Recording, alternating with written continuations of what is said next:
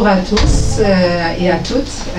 Merci beaucoup. Merci infiniment d'avoir bravé la neige et d'être venu aujourd'hui fêter avec nous, souligner avec nous un événement extraordinaire pour nous. Et puis franchement, je vous le dis, là, nous, quand je dis nous, c'est toute personne qui a été impliquée dans ce magnifique projet.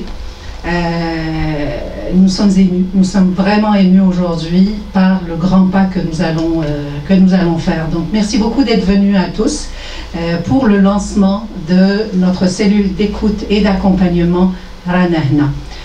Avant d'aller plus loin, j'aimerais inviter Monsieur le Consul général d'Algérie à Montréal, Monsieur Meriem, pour nous dire un petit mot. Monsieur Meriem, sans qui ce projet n'aurait pas vu le jour. Donc, Monsieur Meriem, un petit mot. Merci, Madame Khair. Bonsoir, bienvenue, مرحبا بكم وشكرا كثيرا على الحضور، لأنه كما قالت كريمة الثلوج ماهيش قليلة، الظروف الجوية، وكذلك يوم سبت مساء راحة، يوم راحة، إنه كثير من الناس عندهم عائلات، عندهم أطفال، وعندهم نفسهم ثاني بعد عناء أسبوع من العمل يحبوا الراحة، فنعرفوا اللي جاوا، وحتى اللي ما قدروش يجيو نشكرهم لمشاركتنا هذا حفل ولا حصة إعلان على ميلاد هذه المشروع اللي كنا عملناه تقريبا سنة ونصف باش خرج الوجود. طبعا تعطلنا بعض الشيء، لكن هو مشروع بما أنه إن شاء الله يكون يدوم،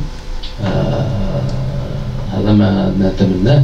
فالعمل تاع سنة ونصف ماشي خسارة، والخروج للميدان هو اللي يكون يعني المعيار اللي نقولوا نجح المشروع ما نجحش.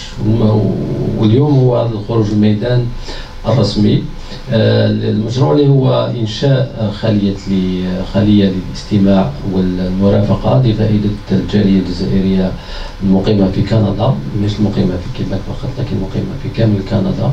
لأنه لما شخصيا وهي أنا عندي 3 سنوات من اللي أنا قنصل عام الجزائر في مونريال، ولكن الناس اللي أقدم مني كثير أعضاء الجالية اللي موجودين في هنا لاحظوا أنه مع نمو عدد الجالية مشاكل كثرت، يعني لأنه طبعا الآن الجالية أكبر بكثير من ما كان تعليق في سنوات 2000 أو في بداية القرن 21. فبطبيعة الحال أنه المشاكل كثيرة. من بين هذه المشاكل قلنا المشاكل طبعا أسرية، مشاكل تعرفوا كامل، مشاكل أزواج، مشاكل أطفال،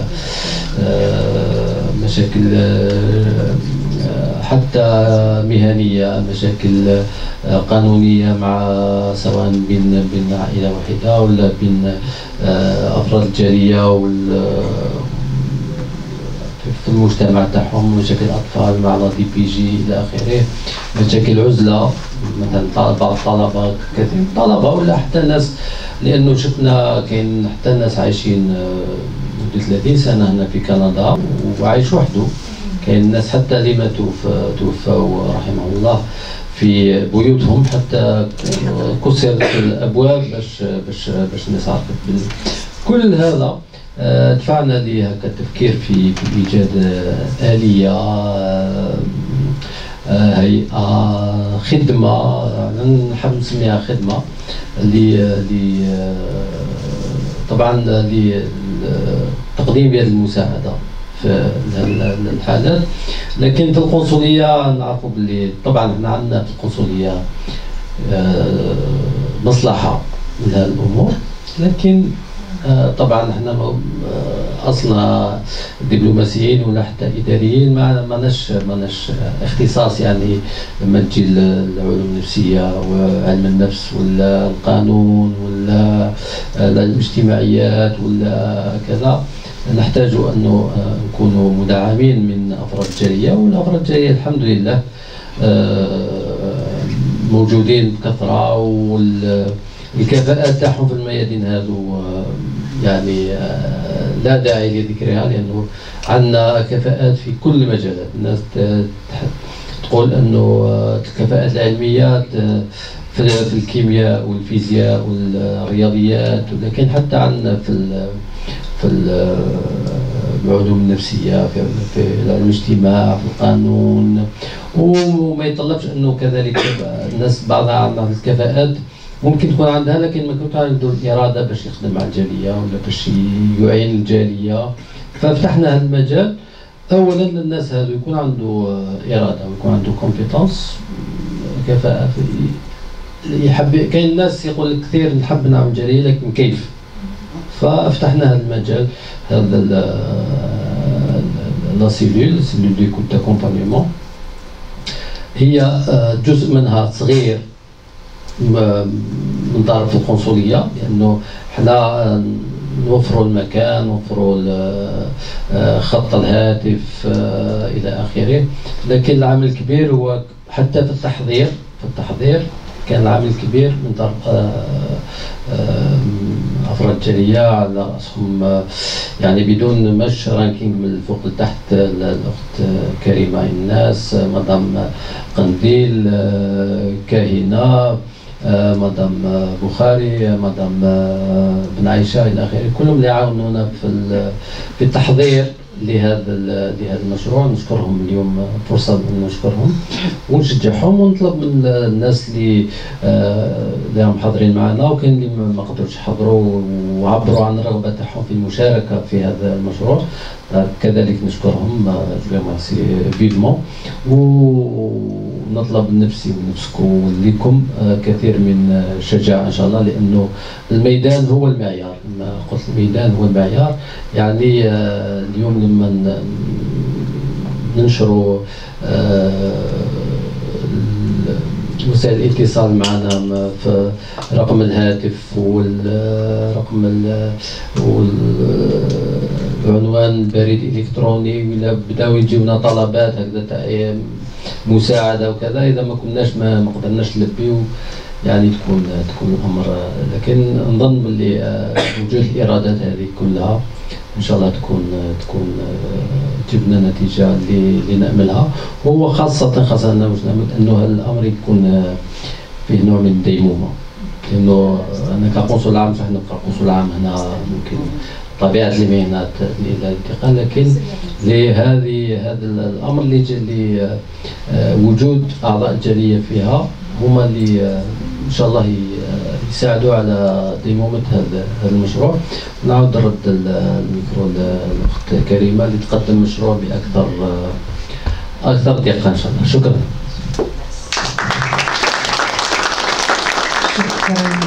Monsieur le Consul, merci beaucoup. Je pense que vous avez vraiment tout dit. Hein. Je vais tout remballer et partir. Oui, c'est ça. Donc, l'istimrariya, la perpétuer ou la continuité dans l'action, c'était notre objectif majeur au tout début de la réalisation de cette cellule, et c'est ce qui nous a fait réfléchir à mettre les bonnes bases. Donc, avant d'arriver aux bonnes bases, je tiens à, effectivement, Monsieur le Consul a dit, revenir un peu un petit historique. Je vais être très longue, mais petit historique. La naissance de cette cellule a été la conjugaison de plusieurs éléments, de plusieurs circonstances, coïncidence. Donc il y avait le consulat qui cherchait à aider un peu plus la communauté parce que c'était le Covid, parce que il se passait des choses. Donc le consulat avec Monsieur le Consul cherchait à aider la communauté, et lui-même a été approché par des membres de la communauté, donc entre autres Madame Kahina Ladj, qui elle-même aidait aussi au sein de la communauté, puis qui a été voir Monsieur le Consul et lui dire mais il faut qu'on fasse quelque chose. Il y a eu Madame Nadir Qandil qui a aussi approché Monsieur le Consul pour lui dire il faut qu'on fasse quelque chose, et de mon côté j'ai approché Monsieur le Consul. Donc ça a fait comme par hasard, donc plusieurs personnes qui ont discuté, puis ce que ça a fait, c'est qu'on s'est regroupé, on s'est assis, puis on a dit qu'est-ce qu'on fait. Qu'est-ce qu'on fait, c'est on prépare une cellule d'écoute, d'accompagnement avec des règles de confidentialité strictes, avec un règlement strict que tout intervenant, tout membre bénévole signe quand il rejoint la cellule d'écoute. Donc la cellule d'écoute, je veux d'abord présenter Madame et les deux, Madame Nadiarni. Je suis je suis très gênée d'être là toute seule alors qu'on est une équipe. Madame Khendil, un instant au moins juste que les gens vous voient et après je pourrai continuer. C'est très important de les voir. Nadia, il demande à ce qu'on se rapproche ici. Parce que réellement, oui, monsieur le consul et l'équipe du consulat ont voulu faire quelque chose pour la communauté, mais quelque part, ça fait partie de leur mandat. Alors que madame, c'est des bénévoles, c'est gens de la communauté. Puis je vous dis qu'il y a eu beaucoup de samedis qui ont été sacrifiés pour ça. Entre autres, madame Khendil, j'allais dire, voilà. Madame Khendil qui venait de Québec. Donc tous les samedis, elle venait de Québec. Assister à la réunion avec nous pour mettre en place toute la structure. Donc, je ne pouvais pas aller plus loin sans les présenter. Ça aurait été malhonnête de ma part, en tout cas. C'est très important pour moi de les présenter. Puis, vous avez été bien gentil de venir une fois à Québec ou deux fois. C'est vrai. C'est vrai qu'on est venu à Québec. C'est vrai qu'on est venu à Québec. Donc, c'est ça. Donc, la cellule d'écoute est constituée de membres fondateurs qui sont des membres du consulat et les membres de la communauté. Et bien entendu, on a la première ligne qui est très importante, c'est la ligne d'écoute, donc les gens qui vont répondre au téléphone. On a eu 2 bénévoles extraordinaires qui ont accepté de faire ce rôle-là. C'est Madame Radia Abada, je veux vraiment montrer les gens, oui, s'il vous plaît, Radia Abada, et Monsieur Rachid Tahir. Juste ça et après je continue, je vais vraiment, parce que ce qui reste n'est pas énorme, c'est ça, c'est les gens derrière l'action que je trouve important de présenter. Donc Monsieur Rachid Tahir, Madame Radia Abada qui font, en plus, bien entendu, en plus des membres du consulat, Monsieur Fatah Ben Haddad et Monsieur Salahuddin Hallas, qui eux aussi vont être derrière le téléphone. Donc c'est pas pour diminuer, mais on m'a bénévole. Voilà. Donc merci à vous. Donc je vais continuer. Ah, bon, on va la prendre après si vous voulez, parce qu'on va prendre tout le monde. La cellule, c'est pas juste nous. Moi, j'aimerais, pour la photo, j'aimerais quand même que tous les membres de la cellule y soient, s'il vous plaît. Oui, juste une petite information, c'est que monsieur le consul, dès qu'il est rentré en poste, ça fait 3 ans qu'il m'a parlé de la cellule, de ce projet-là. Donc ça fait déjà 3 ans, donc ça a mûri, puis il y avait la Covid, effectivement. Donc ça a mûri, puis on a commencé il y a 1 an et demi, et c'est là que tout est parti, pour que tout soit bien structuré, professionnel et surtout confidentiel, comme Karima disait. Ça, on y a insisté beaucoup pour l'aspect de la confidentialité. Voilà, merci beaucoup à tous. Merci à tous. Donc si je devais décrire la cellule d'écoute maintenant, décrire la cellule d'écoute, c'est on a voulu, et je pense que je le répète, vous allez voir à chaque fois que je présenterai la cellule d'écoute, je vais dire cette phrase-là parce que je trouve qu'il n'y a pas meilleure phrase pour la décrire. Donc imaginons un Algérien qui se retrouve sur sol canadien et qui se retrouve soit en isolement, soit dans n'importe quelle problématique, problème juridique, psychologique, qui est en détresse, n'importe quelle problématique qui peut vous venir à l'esprit, et on a voulu lui mettre en place une porte, un téléphone, une porte à laquelle il peut frapper parce qu'il est pas bien, il frappait, et au bout de cette porte-là, il y a des gens qui lui disent « Ranahna ». Donc c'est ça l'image que nous avons travaillé beaucoup sur ça, et c'est l'objectif de notre cellule, c'est d'être là, Ranahna, pour tout Algérien qui se retrouve sur sol canadien, quelle que soit sa problématique, quel que soit son besoin, qu'il trouve des gens qui puissent l'écouter jusqu'à l'accompagner vers des intervenants qui pourront l'aider. Puis parlons d'intervenants, je tiens aussi à remercier, il y a eu quelque temps une annonce du consulat pour faire appel à des intervenants. Il y en a eu vraiment des dizaines qui ont accepté, qui ont envoyé leur CV, qui ont dit on est là, on veut aider, on veut pouvoir faire des choses. Donc il y a des membres de la communauté qui ont écrit à la cellule pour dire on veut intervenir.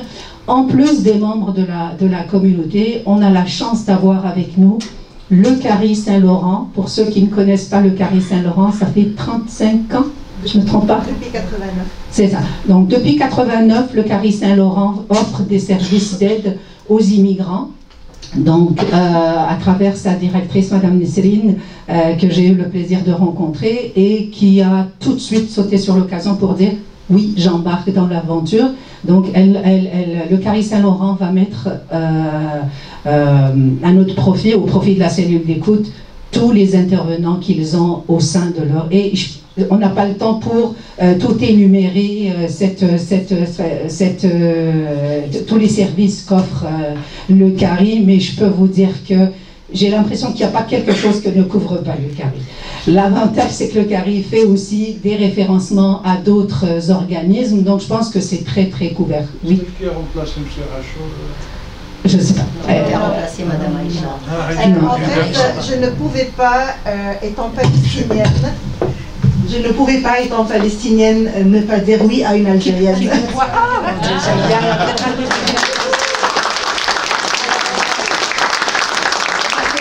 Pour la classe que vous nous avez donnée dans ce beau projet. شكرا جزيلا للموقع اللي عطيتونا اياه وشكرا خاصة لثقتكم فينا، يعني نتمنى انه نحقق لكم كل ما هو مطلوب. شكرا مدام نادية على ثقتك العالية، انا عرفت الخلية من خلال مدام نادية، وشكرا مدام كريمة على الزيارة اللي تفضلتي فيها.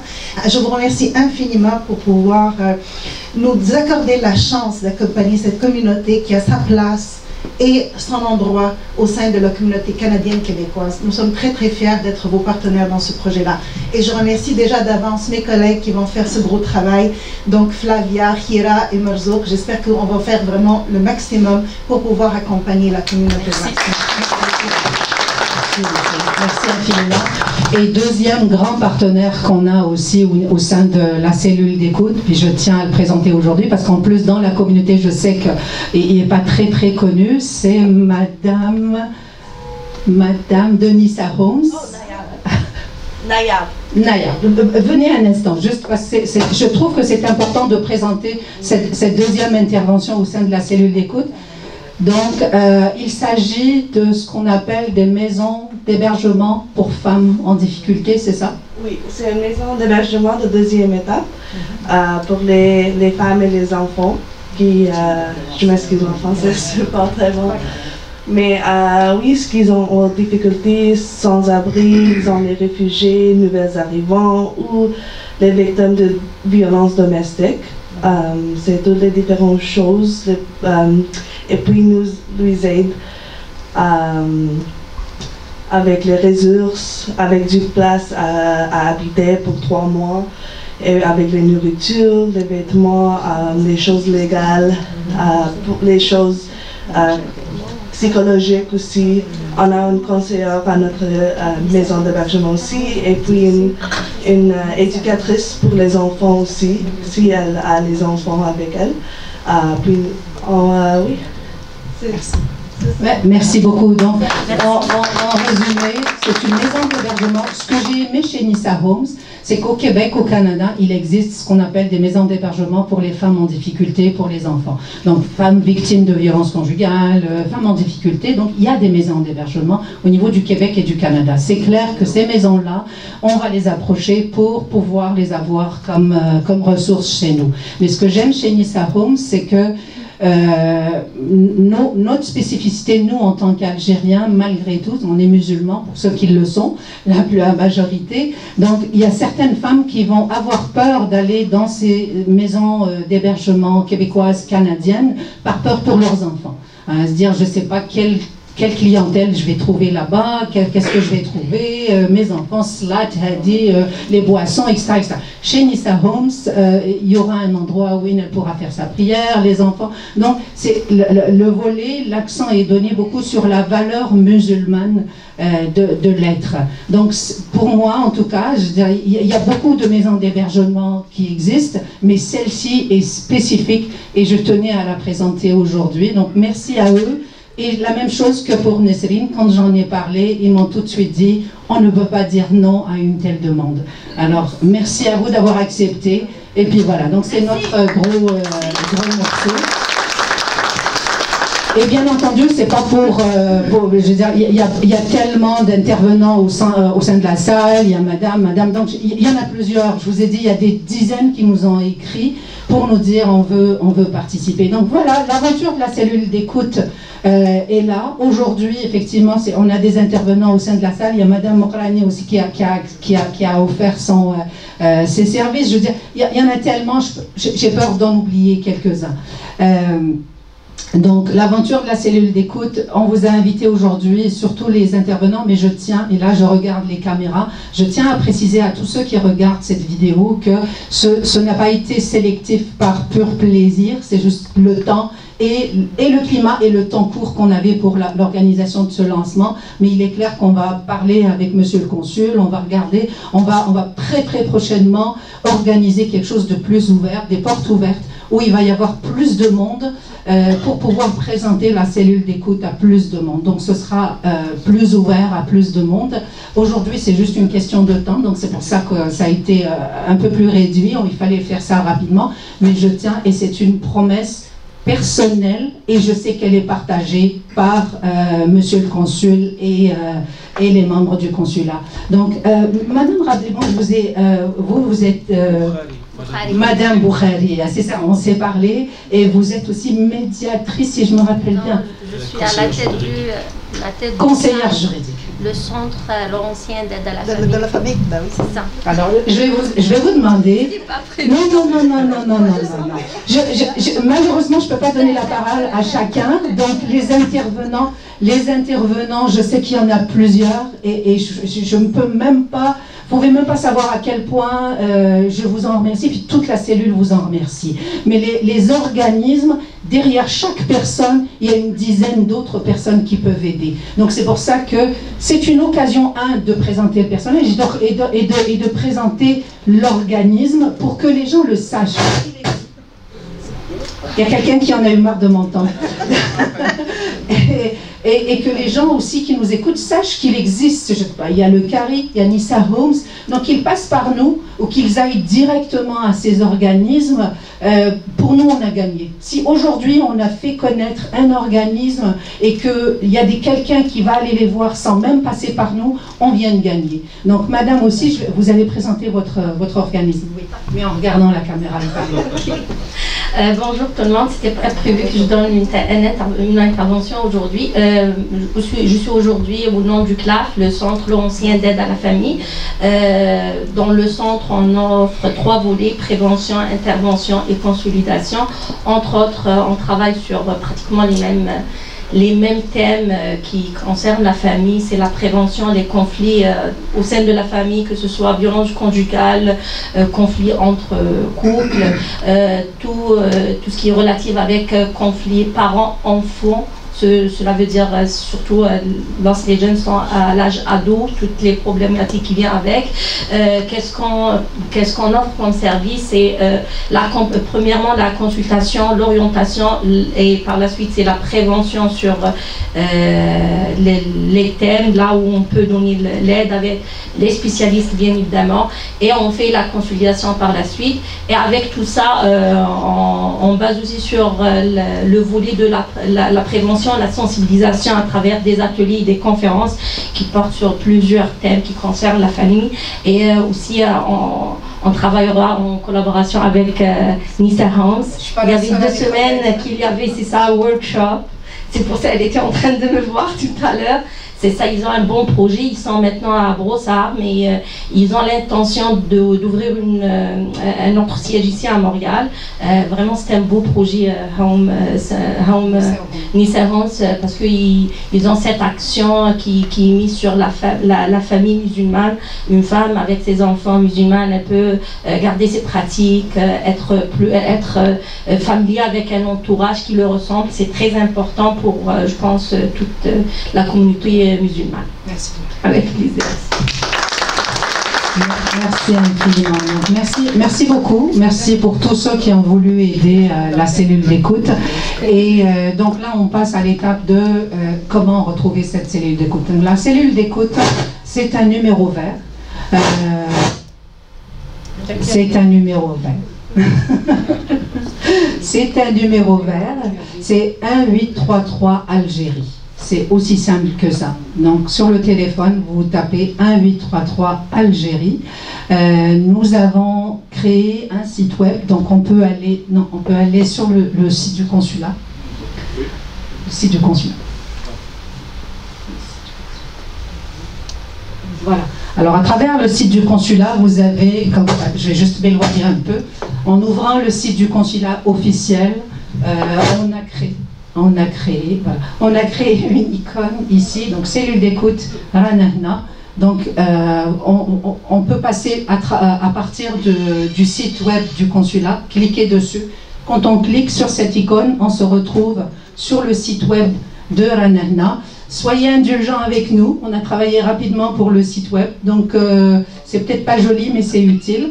Donc c'est work in progress, donc on va travailler dessus, on va le rendre plus joli, c'est promis. Et puis pour toute personne qui veut s'impliquer, donc nous vous invitons à appeler à ces numéros-là ou envoyer un email à cette adresse pour proposer donc tout bénévole, intervenant, que ce soit à l'écoute, que ce soit en tant que professionnel. Donc, comme avait dit Monsieur le Consul, que ce soit un avocat, un psychologue, travailleur social, médiateur familial. On a même des imams qui sont venus nous dire on va aider. Oui, on a eu des imams qui sont venus pour dire on va aider. Des gens des médias, toute personne qui a une influence, ça peut être même et puis je le dis sincèrement, ça peut être même des gens qui gèrent ou qui administrent des grosses pages d'Algériens. Parce que eux, ils aident. J'ai en tête quelques pages que je sais qu'ils aident d'autres Algériens. Ça peut être juste des gens comme ça qui ont cette possibilité, qui sont en train d'aider déjà actuellement des Algériens. Donc juste écrire. Et puis après, on va les rencontrer, on a un comité pour pouvoir les rencontrer, évaluer, puis évaluer dans les besoins de la cellule, à quelle place peut se situer tel ou tel intervenant. Et comme je disais, je suis algérien, je suis au Canada, je me sens seul, je suis dans le besoin. Il y a nous joindre, donc c'est la cellule d'écoute. La cellule d'écoute est fonctionnelle 7 jours sur 7, de 8h du matin à 8h du soir. Vous avez des gens magnifiques qui vont être à l'écoute. Il suffit de faire ce numéro ou alors d'écrire à cette cellule, à cette adresse courriel. Si le numéro ne répond pas, vous allez tomber sur une boîte vocale qui va vous demander de laisser vos coordonnées ou d'envoyer un courriel. Soyez indulgents, c'est pas parce qu'on ne voudra pas répondre, c'est juste parce que, comme tout projet, ça lui prend un peu de temps de rodage, donc on va tout faire pour aider chacun de nos compatriotes qui s'adressera à nous. Donc, en plus de ça, nous avons imprimé quelques feuillets de présentation avec des numéros de téléphone pour les gens. Donc, si vous voulez bien en prendre, Nadia, je te laisse les français, je te laisse Akahina en arabe. Donc, on a imprimé quelques-uns. Si vous voulez bien, partagez autour de vous l'information. L'action de cette cellule d'écoute ne sera pas effective sans les membres, bien entendu, donc les bénévoles qui sont à l'intérieur, les intervenants qui voudront bien aider et les membres de la communauté qui voudront relayer et qui voudront partager l'information. Donc pour moi, c'est bon, c'est ça. J'ai fini. Je tiens à vous remercier encore une fois d'être venu. Je tiens à remercier les gens des médias, Monsieur Kahoul, Monsieur Omar et Monsieur Kader, Monsieur Kader, qui sont toujours là dans les événements de la communauté. Donc merci beaucoup à vous. Oui, il paraît qu'on a des rafraîchissements à côté. Alors c'est la cerise sur le gâteau. Merci à tous et à la prochaine, Inch'Allah. Oui. Comment ? Juste pour le numéro d'appel, on ne peut pas demander aux gens d'être dans le besoin entre 8h et Oui, 23 heures. absolument. C'est pour ça qu'il y a une adresse email et il y a une boîte vocale. Ce serait intéressant qu'il y a quelqu'un qui doit être disponible avec un transfert de numéro. Le numéro sera transféré sur quelqu'un. Vous pouvez créer, par exemple, des personnes qui seront disponibles entre 23h et 7h. Entre 20h et 8h du matin. C'est ça, 23h et 8h du matin. Le danger commence par la boîte email. Comment ça?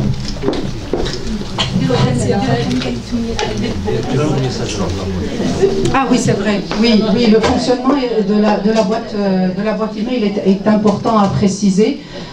C'est que quand les personnes laissent, il faut dire que quand quelqu'un appelle et qu'il laisse un message dans la boîte vocale, ce message-là est transféré automatiquement à une adresse email. Donc on l'a dans la boîte email. Et donc les bénévoles vont le lire. Donc l'adresse email est lue très régulièrement. Donc si quelqu'un ne tombe pas sur un bénévole, donc il appelle et que son message tombe dans la boîte vocale, le message de la boîte vocale va aller dans la boîte courriel. Donc sachez que ça va être repris. Donc on a essayé de mettre en place une structure qui fait en sorte qu'on collecte toutes les informations. Oui, Sonia. C'est juste, il y a une idée qui me vient à la tête. Il faudrait que les gens comprennent, je pense, que ce n'est pas un service du 911. Ce n'est pas un service d'urgence.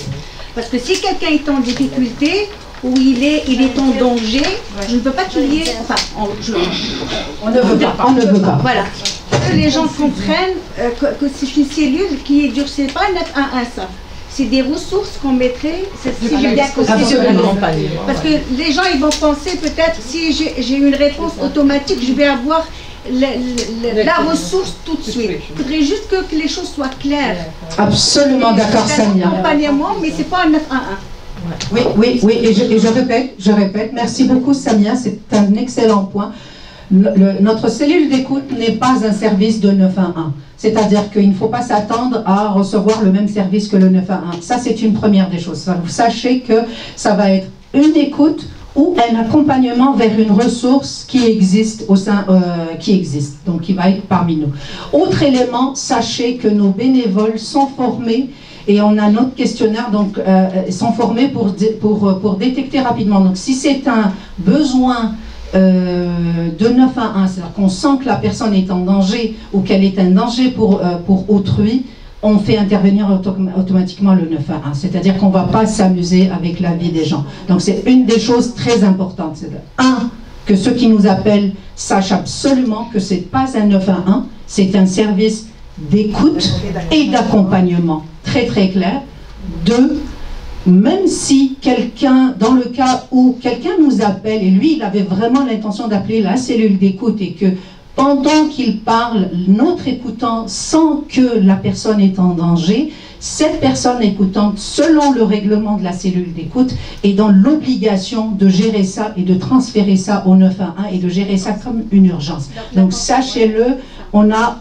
Oui, très important. Et puis, c'est ce que je vous ai dit. On a mis 1 an et demi, effectivement, à mettre en place la cellule. Et sincèrement, on a pensé à beaucoup de choses. Puis, ça ne veut pas dire qu'on se ferme. Merci d'y avoir pensé. Puis, si vous pensez à quelque chose, l'adresse courriel, si vous avez des propositions, d'autres actions d'amélioration, c'est la bienvenue. Est-ce qu'on peut prendre des questions? Je vois beaucoup de mains. On peut. Ok, oui. Moi, j'ai une voix quand même qui porte. Moi, je suis chef d'entreprise et ça me ferait plaisir de participer avec vous en tant que bénévole aussi. Et je laisse une porte ouverte à ceux qui viennent d'arriver, par exemple de chez nous, d'Algérie, afin d'être introduits dans le cercle, dans le marché du travail. Donc souvent, on est à la recherche d'étudiants qui ont juste 20 heures par semaine, je pense. Alors ça serait bien. Avec le Covid, ils sont plus d'heures. C'est une nouvelle où ils peuvent mais ça serait bien. On fait aussi l'accueil des enfants. Ça serait bien, par exemple, au niveau du marché du travail. On reste quand même très ouvert par rapport à ça. Merci beaucoup. Merci. Oui. Il y a des avocats autour du groupe. Absolument. On a déjà l'avocat du consulat. L'avocat du consulat et pas dédié, mais quand il y a des affaires qui sont en lien avec la loi, le juridique, lui va être impliqué. Mais en plus de ça, en plus de l'avocat du consulat, il y a la cellule juridique, vous appelez ça? En fait, on a clinique juridique. La clinique juridique du CARI. Et on a des avocats. Madame, je vois là-bas, qui a bien voulu nous rejoindre. Puis elle est parmi les gens qui posent la question. Donc je vais lui donner le micro tout à l'heure. Madame est avocate. Donc Madame Samia est avocate. Donc elle aussi, elle a manifesté le désir de nous aider. On a des bénévoles avocats, en plus de l'avocat du consulat, en plus de la clinique juridique. Donc le volet juridique est pas mal couvert par des avocats et des juristes. Donc on a notre écoutant qui est aussi juriste et avocat en Algérie, greffier ici. Donc, et puis sur le plan psychologique, quoi de mieux que notre fondatrice, Madame Nadia Kendi. Donc sur le plan psychologique. Donc il y a plusieurs éléments qui sont couverts. Oui. Vous avez des représentations à Québec, à Ottawa, ou des Algériens partout? Pour l'instant, non. On n'a pas de représentation, mais comment ça va évoluer. Mais comment ça va fonctionner, c'est que, étant donné que c'est un numéro vert, donc nous, on ne veut pas donner plusieurs numéros aux Algériens. Ça va être le même numéro. Éventuellement, ce qu'on va... Céline, tu ne veux pas m'entendre. Ce qu'on va faire, c'est qu'on va avoir des bénévoles écoutants sur le territoire canadien, idéalement, et c'est notre rêve, c'est qu'à un moment donné, on arrive effectivement à couvrir plus de territoires, mais en ayant plutôt des écoutants et des intervenants, plutôt qu'une multiplication de la cellule d'écoute. Donc c'est plutôt selon ce modèle-là que ça va se transformer. Voilà. Donc j'avais deux mains là-bas. Oui. Moi, je m'appelle Saliha Bahid. Je suis psychologue depuis 26 ans ici. J'ai vu de toutes les couleurs. J'ai fait la tournée dans plusieurs institutions. Je connais très bien le système. Le gros problème, et je pose cette question, c'est que quand les Algériens consultent, et je vous dis, ça fait 1 an que je ne travaille plus parce que vraiment, il y a trop de problèmes, c'est quoi la différence entre passer par l'écoute et passer par les organismes? Moi, j'ai un gros paquet, je peux vous donner les organismes, je les connais presque tous. Si je vous dis, j'ai travaillé au CSAI, qui est la mère, le centre mère de tous les organismes qui naissent. La question est la suivante. C'est quoi la différence pour cet Algérien qui vit des problèmes très graves, divorce, la garde, des problèmes, toutes sortes d'affaires, qui va appeler à ce numéro? Quoi la différence entre appeler ce numéro et appeler n'importe où, un CLLC? C'est ça la différence. Il faut qu'on spécifie la philosophie, c'est différent. Les Algériens, toutes les communautés arabes avec qui j'ai travaillé, ils ont besoin qu'on les... de la sécurité, parce qu'une fois que ça sort, bye bye. C'est grave. Parce qu'une fois qu'on dénonce, on n'arrête pas la machine. Vous le savez, création d'emplois, nous sommes en Amérique du Nord, alors ça roule. Ça roule. Et puis ça marche. Et les familles souffrent. J'ai eu à chercher, à dire aux Algériens ou la haute communauté, allez-y chercher une copie. Alors, copie la DPJ, copie de l'avocat, copie CLFC, copie à l'école, copie, et on le trimballe à droite, à gauche, et ça se complique. Et souvent, les gens vont aller chercher de l'aide, et ça complique plus leurs problèmes. Parce qu'ils étalent, surtout les nouveaux. J'étais nouvelle dans les 10 premières années, ça fait 26 que je suis là. Alors, je m'excuse, j'ai pris conscience qu'on doit travailler la confidentialité, pas seulement la confidentialité, c'est ramasser avec ces gens un accompagnement, mais ils ne connaissent pas le système. Et le système, il n'est pas toujours là pour aider, je m'excuse, mais c'est pour rouler. Alors il faut qu'on fasse attention, on les aide, ils ne compliquent pas. Jenny, la maman, elle veut divorcer, mais elle ne voit pas loin. Je l'envoie, j'ai travaillé dans un centre pour femmes de violence conjugale. Je sais ce que c'est. J'ai travaillé dans un centre communautaire. Je travaille dans une prison, tiens, le criminel. La toxicomanie, un douleur de là. Est-ce que vous vous rendez compte? Vous entendez les coups de feu, qu'est-ce qui se passe? La communauté, elle est visée. Je vous conseille aussi une chose, qaraouvigile.net, ce qu'on a écrit sur les communautés maghrébines. Alors, les Jair Bistor, d'accord? Nous avons quelque chose, c'est aider ces familles, mais qui demandent l'aide, ils vont doucement là. Parce que des fois, ils s'éparpillent, ça complique leurs problèmes de Rolouli. C'est ouvrir une porte d'enfer. Oh, c'est l'enfer. Et Dieu, madame, heureusement, j'ai eu des histoires. J'ai arrêté depuis décembre, je suis en sabbatique pour une année parce que... Une autre information, il y a maintenant, Monsieur Legault a mis en place, pour la première fois où les psychologues ont lutté, pour avoir droit à des séances. Parce que c'est payant la psychologie. C'est dommage, en Algérie c'était pas payant. Moi j'étais psychologue en Algérie, c'était pas payant n'importe qui.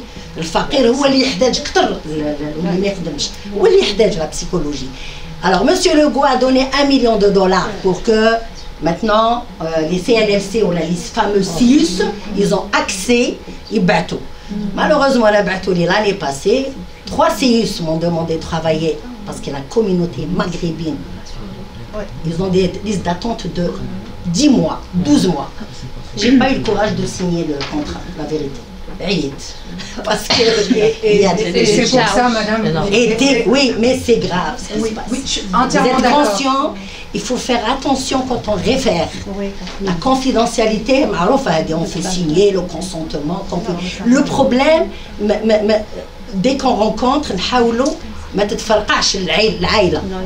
et il faut pas, il faut aider.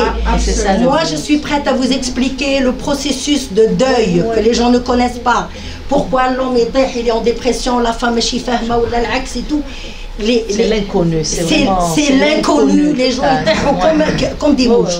Il faut aider ces gens. Il faut ramasser, avoir le moins de casse possible. Alors, on aura le plaisir de vous avoir avec nous.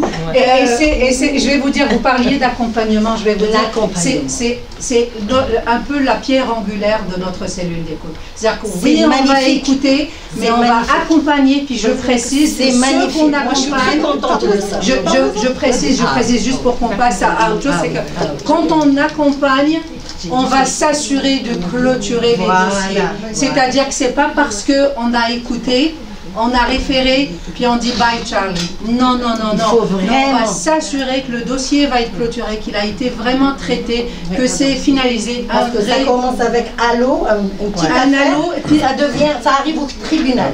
Absolument. Ou pas, Inch'Allah. Donc l'idéal, c'est le fonctionnement de la cellule. Avant de donner la parole à quelqu'un d'autre, merci. Magnifique. Merci. Kaina m'a fait penser à quelque chose, c'est que la cellule d'écoute aucunement ne se substitue aux organismes gouvernementaux ou au gouvernement. C'est-à-dire qu'on ne se substitue pas. C'est pas parce que c'est le consulat d'Algérie qui est avec nous et qu'on le fait avec le consulat d'Algérie qu'on va se dire ok, donc moi pour la DPJ je vais pouvoir me battre parce qu'il y a le consulat avec moi. Non, ça n'a rien à voir. Il y a un processus. On est là, la cellule d'écoute, ce sont des membres de la communauté qui organise ça en partenariat avec le consulat, avec les moyens du consulat. Mais ça ne veut absolument pas dire que cette organisation ou cette cellule ou ce service, comme l'a appelé Monsieur le Consul, va se substituer à un moment ou à un autre au gouvernement. Mais avec une approche différente. Inch'Allah. Une approche d'aider la communauté différente. Inch'Allah. Donc, dans le contexte coutume et tradition. Et c'est dans ce domaine. Parce que des fois, on a peur de l'inconnu. Les gens se manifestent d'une manière anarchique. Mais il faut vraiment les encadrer par rapport à ça. C'est ça, c'est pour ça que je dis dernière intervention. Moi, brièvement, je voudrais dire que ce qu'on fait au quotidien, c'est qu'on se base sur l'approche interculturelle. Voilà. Et on est en train tout le temps d'œuvrer pour qu'il y ait le respect on respecte l'espace qu'il y a entre nous et les clients. Je suis algérienne, je suis musulmane, mais ce n'est pas pour autant que je vais la dévier pour oui, vous avez vos droits ici, vous allez faire ceci, vous allez faire cela. Ou alors secter parce que voilà, parce que si, parce que ça. Mais aussi, par ailleurs, il y a autre chose, c'est que on les sensibilise sur ce que c'est que la monoparentalité. Il y a une qui me dit, si je suis monoparentale, si je divorce, qu'est-ce qu'on va me donner? Donc il y a plein de concepts, il y a plein d'apprentissages. C'est un travail pédagogique que nous faisons de sensibilisation et de prévention. Et c'est l'approche globale. Je ne vais pas mettre le mari de côté parce qu'il ne peut pas venir aujourd'hui. Je fais j'organise un autre rendez-vous pour qu'il y ait toute la famille. C'est la globalité, l'interculturalité et le respect mutuel. Et les hommes, aider les hommes, ils ont plus de problèmes. Exactement. Les hommes actuellement, aussi bien canadiens que autres, ont besoin, il n'y a pas assez d'organismes, il n'y a pas assez d'approche. Il y a un seul centre. Un seul centre. Je sais. On en a. C'est génial. Je vais vous remercier. Oui, je vais vous remercier, César. On va clôturer, puis on va pouvoir continuer la discussion à côté. Je vois qu'on a déjà ici, ça s'est échauffé tellement il y a de m'excuse. Non, pas du tout, pas du tout. Puis c'est tant mieux. Parce qu'elle a placé la barre. Elle a passé la barre haute. Mais la plupart des associations qui sont nées ici pour défendre les Algériens et les Maghrébins, les services sociaux, à un certain moment, on lui demandé au drame. Les services sociaux, ok, on va vous aider, mais voilà ce que vous allez dire aux personnes. Qui finance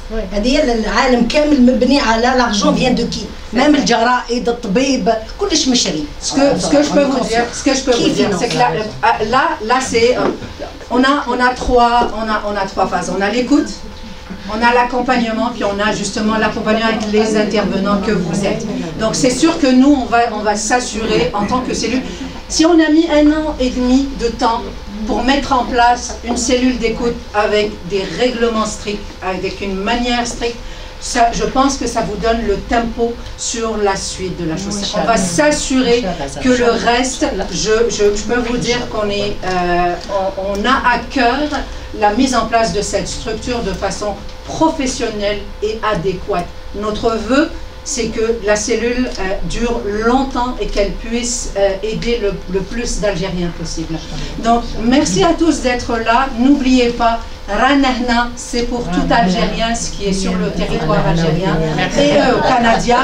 Et le numéro vert est très facile à apprendre, 1-800 Algérie. C'est facile sur le clavier. Et Ranahna pour chacun de vous. Et merci à tous d'être là.